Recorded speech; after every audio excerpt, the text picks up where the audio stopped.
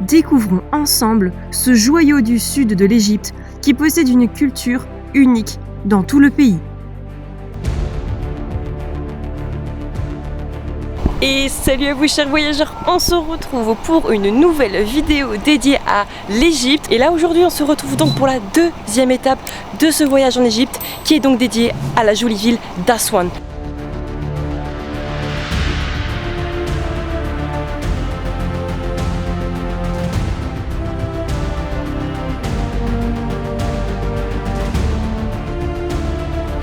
Aswan qui est situé donc dans le sud du pays, à plusieurs kilomètres de Luxor. Rappelez-vous, dans la vidéo précédente, nous avions quitté Luxor justement pour rejoindre cette ville. On va donc dans ce vlog voir ensemble que voir et que faire pour 2 ou 3 jours sur Aswan. Et je vous partagerai bien sûr quelques conseils. C'est parti, direction Aswan.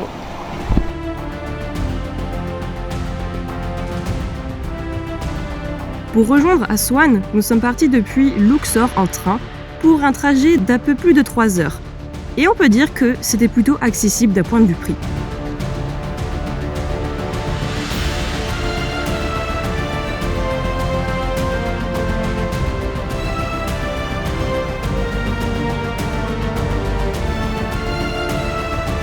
Tout d'abord, j'aimerais quand même vous expliquer en quelques mots qu'est-ce que c'est Aswan. Donc oui, je suis un peu sur un bateau, c'est un petit peu la chose à ne pas manquer quand vous allez sur Aswan. Comme vous le voyez, Aswan c'est une ville égyptienne qui est aussi traversée par le Nil et donc elle est disposée de plusieurs parties. Vous avez d'un côté la rive est et aussi la rive ouest qui est derrière moi. Et aussi Aswan, tout comme Luxor et Alexandrie, ça a été fut un temps la capitale de la Haute-Égypte durant l'Antiquité. Direction l'une des activités phares, accessible uniquement par bateau.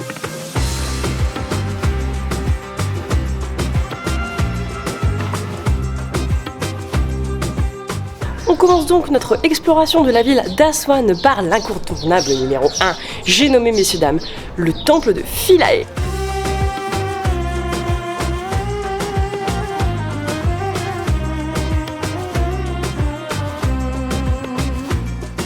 Le temple de Philae, c'est tout simplement l'un des temples les plus romantiques et les plus pittoresques de toute l'Égypte. Et pourquoi ? Parce qu'il possède une légende qui est assez romantique, portée sur l'amour. Bon, romantique ou intrigante, je vous laisse juger, chacun son point de vue. La légende en question fait référence à la déesse Isis que ce temple honore. Isis a remué ciel et terre pour retrouver tous les morceaux du corps découpé de son époux, qui était aussi au passage son frère, Osiris. Oui, parce que le dieu Seth, qui était son frère, était incroyablement jaloux, donc il l'a tué. Sauf qu'il manquait un dernier morceau difficile à trouver. Vous devinez de quelle partie du corps il s'agit ? Ben oui, son phallus. Apparemment, son phallus a été retrouvé ici, sur Philae. C'était donc la dernière pièce, la pièce maîtresse, comme ils disent. Et c'est donc ainsi qu'elle a pu reconstituer le corps en entier d'Osiris et donc ainsi utiliser sa magie pour le ressusciter. On m'a dit que le phallus a été retrouvé dans une berge du Nil. C'est-à-dire qu'ils ont dû retrouver le poisson qui avait attrapé le phallus. Voilà. C'est sympa les légendes égyptiennes, hein. Vous constaterez que le barrage d'Aswan a eu plusieurs effets néfastes sur Aswan, notamment sur le temple de Philae, qui a dû être découpé bloc par bloc afin d'être entièrement déplacé. C'est un miracle qu'on puisse encore le voir aujourd'hui.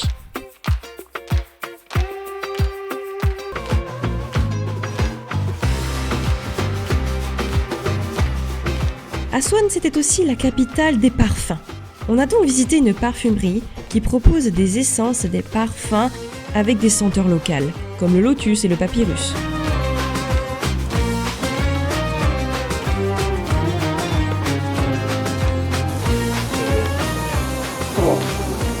Fermez les yeux, toquez Inali.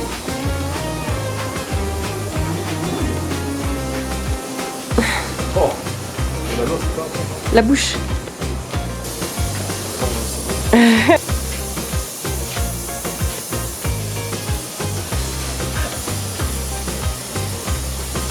Wow. Et les flacons de parfum sont même soufflés au verre, comme vous voyez ici.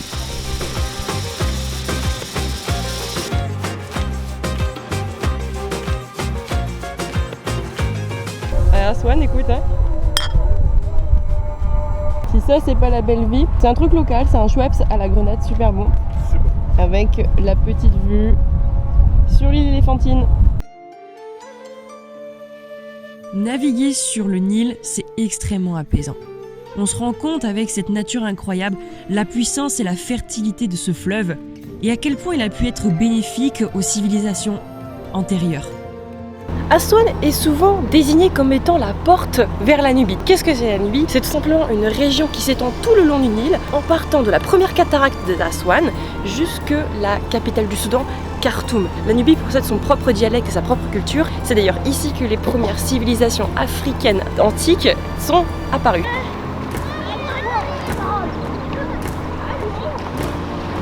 Vous voyez ça là?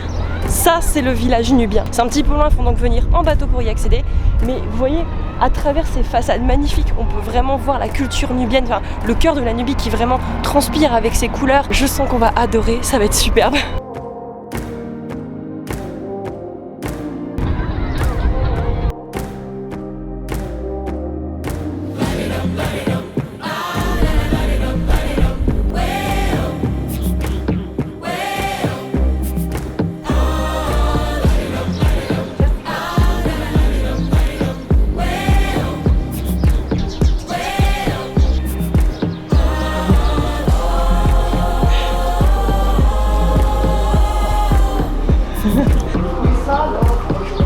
Je me trouve actuellement sur les toits d'une maison nubienne, vraiment au cœur du village. Bon, vous voyez, j'ai très chaud. Ici, il fait juste hyper chaud dans ce village, enfin, surtout à Aswan en fait. C'est assez frappant de voir vraiment toutes ces maisons colorées, vraiment avec un charme distinct. Enfin, j'ai pas vu ça ailleurs encore, même si c'est que le début, je trouve que c'est assez unique. La maison dans laquelle je me situe actuellement, elle appartient donc à une famille nubienne qui nous a ouvert ses portes. Là, on découvre un petit peu comment se forme le foyer, comment sont ordonnées les maisons, enfin les pièces, comment elles sont agencées, etc. La place importante notamment de la cuisine, et aussi ça nous permet d'en apprendre davantage sur la culture et sur les traditions nubiennes qui perdurent encore aujourd'hui.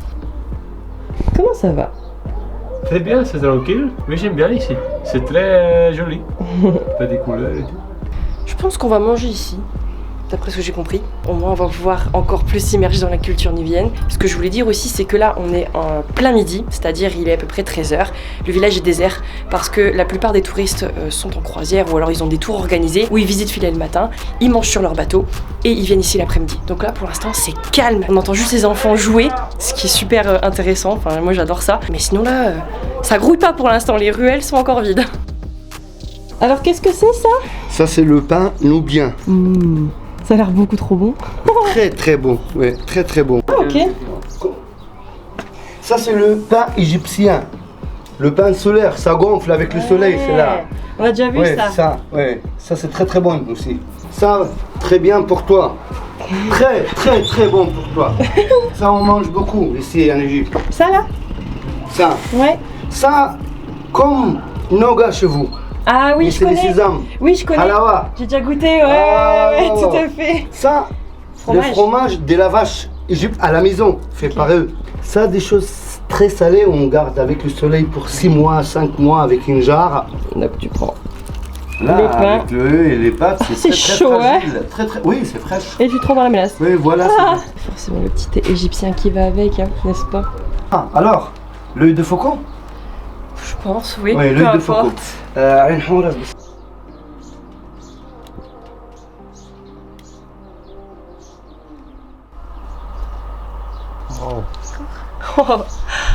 Waouh.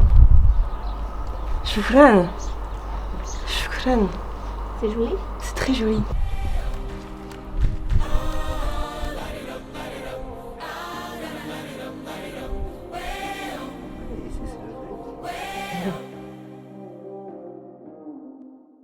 Le village en fait a été déplacé ici sur la rive ouest, non pas sur la rive est. Pourquoi ça a été déplacé? Tout simplement parce qu'en fait avec la construction du barrage d'Aswan, il y a eu quand même certains problèmes, dont des problèmes d'inondation. Et donc c'est pour ça que finalement tout le monde a été déplacé ici, donc vraiment tout le village se trouve à ce niveau. En fait le coin à l'entrée de l'embarcadère, là où les bateaux touristiques arrivent, c'est blindé de petites boutiques avec plein de décorations ou alors d'objets qui sont pour la plupart en plastique classiques ou alors avec des robes nubiennes, et bien sachez que c'est pas comme ça partout.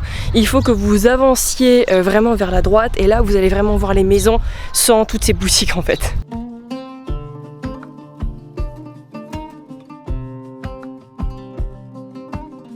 Oh, qu'il n'était pas facile de quitter le village après cette expérience incroyable. Il nous a fallu rejoindre la rive est de Aswan.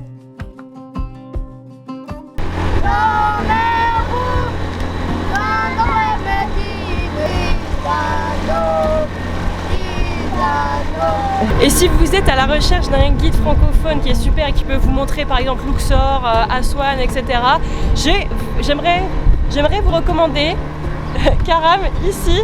Bonjour à tous, bienvenue en Égypte, l'Égypte ouverte pour tout le monde. Venez en Égypte pour découvrir l'Égypte, c'est Voilà. un beau pays, Inch'Allah. Voilà, Karam vous attend. Merci beaucoup. C'est ainsi que s'est terminée notre première journée, riche en émotions, c'est magique.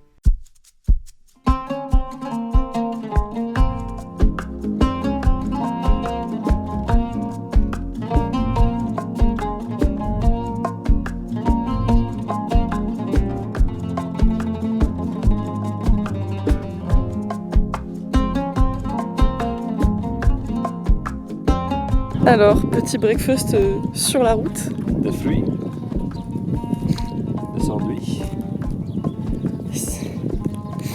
Et aussi le junior. On a trouvé un takeaway egg. Ils sont vraiment donnés à neuf. Oh.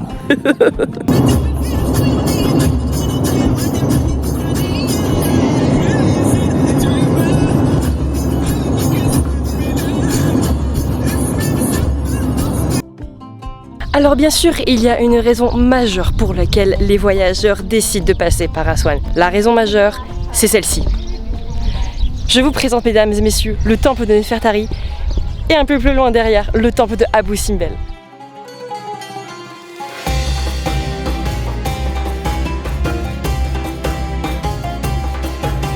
C'est avec beaucoup d'émotion que je vous filme cette vidéo parce que vraiment pour moi Abou Simbel et le temple de Nefertari c'est quelque chose qui nourrit mon imaginaire depuis des années. C'est quelque chose pour moi de très émouvant de me retrouver devant une telle merveille architecturale que vous voyez ici. Mais bon, je vais me ressaisir et je vais vous parler un peu plus de ces deux temples magnifiques. La construction des deux temples a été demandée bien sûr par le grand Ramsès II. Forcément, de tels travaux colossaux comme cela, ça ne peut être que du Ramsès II, j'ai envie de dire.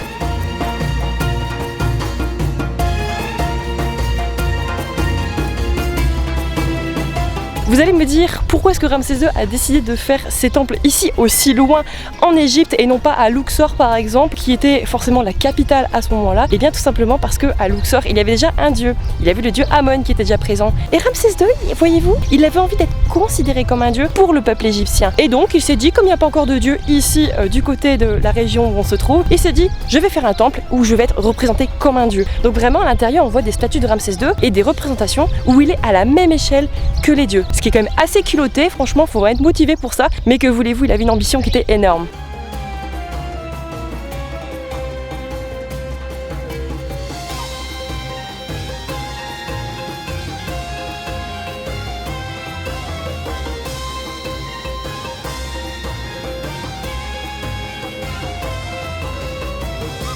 Aussi, autre information importante, là où se situent les deux temples, donc Abou Simbel et Nefertari, eh bien ils n'étaient pas situés ici à l'origine. Ils ont été déplacés parce qu'en effet le nouveau barrage d'Aswan a menacé fortement de inonder complètement les temples. Il était donc primordial de sauver ces deux merveilles archéologiques. Agatha Christie par exemple, elle a aussi vivement participé à ce que le projet soit vraiment pris au sérieux et qu'il soit compris par le projet de l'UNESCO. Parce que oui, le patrimoine mondial a aidé et a investi 30 millions d'euros à ce que le projet de déplacer les temples de Abou Simbel puisse aboutir. Et c'est grâce à ce travail colossal qu'aujourd'hui on peut encore observer ces merveilles.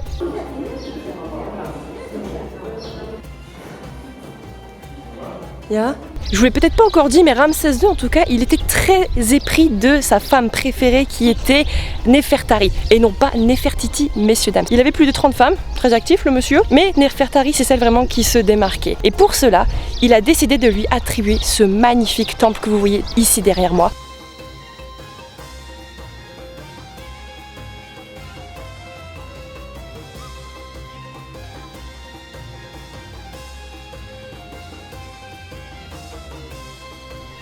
Retour sur Aswan pour la fin de soirée.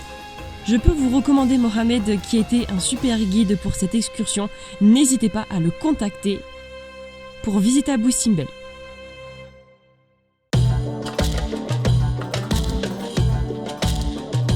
J'ai dû sortir le nez de soleil parce qu'il fait extrêmement chaud aujourd'hui sur Aswan. Et là où je me trouve, ça pique les yeux.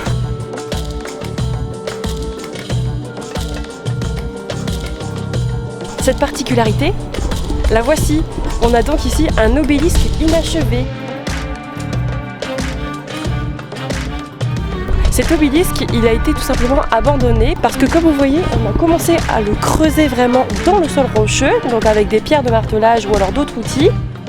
Cependant, on pense qu'il a été abandonné tout simplement parce qu'on aperçoit à quelques endroits des craquelures. Puisque le travail est déjà craqué sans même être sorti de la roche, les ouvriers, enfin c'est une théorie, on pense qu'ils l'ont tout simplement laissé là tel quel et ont décidé de ne jamais le finir.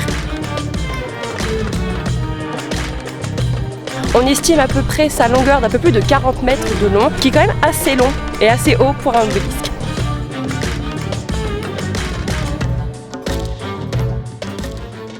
Après la visite de la carrière, nous nous sommes rendus sur l'île Éléphantine, une île traditionnelle nubienne qui se situe juste en face de la rive est d'Aswan. À première vue, on dirait que l'île Éléphantine, c'est quelque chose qui est assez touristique. Et là, c'est complètement l'inverse. On a vraiment l'impression que c'est plutôt, la campagne, vraiment la vie très locale. Alors peut-être que beaucoup n'apprécieront peut-être pas ce genre d'environnement, mais perso moi j'aime beaucoup en fait m'immerger dans la culture locale et là j'ai vraiment l'impression qu'on est au cœur de la vie locale de cette région. C'est assez fascinant, c'est très calme.